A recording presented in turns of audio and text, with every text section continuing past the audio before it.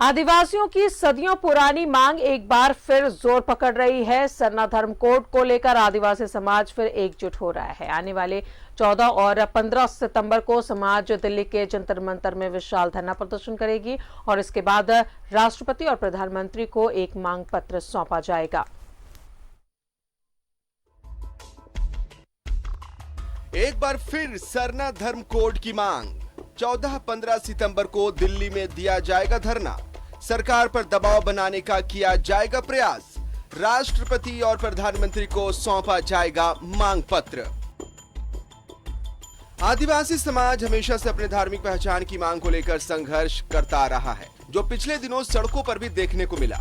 अपने संघर्ष के बल पर राज्य सरकार से सरना धर्म कोड का प्रस्ताव पास करा लिया, लेकिन इनकी धार्मिक पहचान अब भी अस्तित्व में आने से दूर है। दरअसल राज्य सरकार विशेष सत्र आहूत कर सरना आदिवासी धर्म कोड का प्रस्ताव पास कर दी है। इसके बाद ये प्रस्ताव केंद्र सरकार के पाले में है, जिस पर केंद्र सरकार अब तक कोई पहल नहीं की है। लिहाजा आदिवासी समाज अपने संघर्ष को थामने नहीं देना चाहता। आने वाले 14-15 नवंबर को दिल्ली के जंतर मंतर पर विशाल धरना प्रदर्शन का आयोजन किया गया है और देश के राष्ट्रपति, प्रधानमंत्री और गृह मंत्री समेत तमाम संवैधानिक संस्थानों में अपनी मांग पत्र ये समाज सौंपेगा। और सभी संगठनों के लोग उपस्थित हैं। इसमें हम लोग ने कार्यवृत्त तैयार किया है और रणनीति तैयार किया है और राज्य सरकार के द्वारा नाम अनुशंसा होने के बाद अब केंद्र सरकार के पाले में है। इसलिए हम लोग ने तय किया है कि राष्ट्रपति, प्रधानमंत्री और आदिवासी मामले के मंत्री, गृह मंत्री से हम लोग मुलाकात करने का प्रतिनिधिमंडल की हम लोग वार्ता हो रही है। स्मारक पत्र भी हम लोग भेज रहे हैं।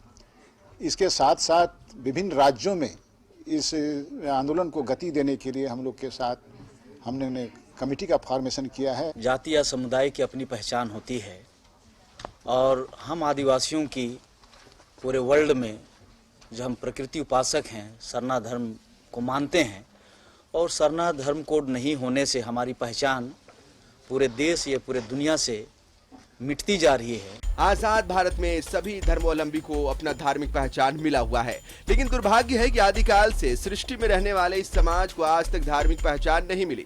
धार्मिक पहचान नहीं मिलने से इनकी जनसंख्या दिनों दिन कम होती जा रही है।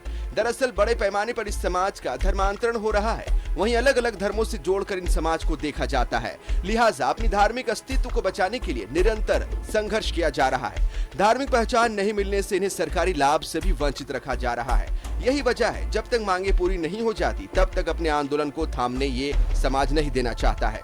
हमारे समाज के लिए ट्राइबल सब प्लान का जो फंड आता है वो हमारे पर हेड के अनुसार मिलता है और विकास के लिए पर हेड का आंकड़ा रहता है और उसमें हमको लॉस इसी जगह हो रहा है। हम जनगणना सही तरीके से नहीं होने से हमारा जनसंख्या हम 100 हैं तो हमारा 75 गिनती हो रहा है, तो हम लोग 75 के हिसाब से हमको विकास के लिए आ रहा है। इसमें हम बहुत ज़्यादा लॉस किए। और सरना धर्म कोड नहीं बनने से जितने भी आदिवासी समुदाय के लोग हैं आज हमारे बीच से जितना संख्या है उससे घटते जा रही है।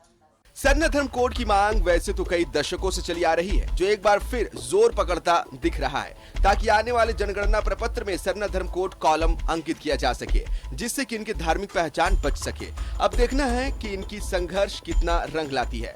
न्यूज़ 11 भारत के लिए रांची से कैमरा पर्सन दीपक के साथ दीपक उरांव की रिपोर्ट।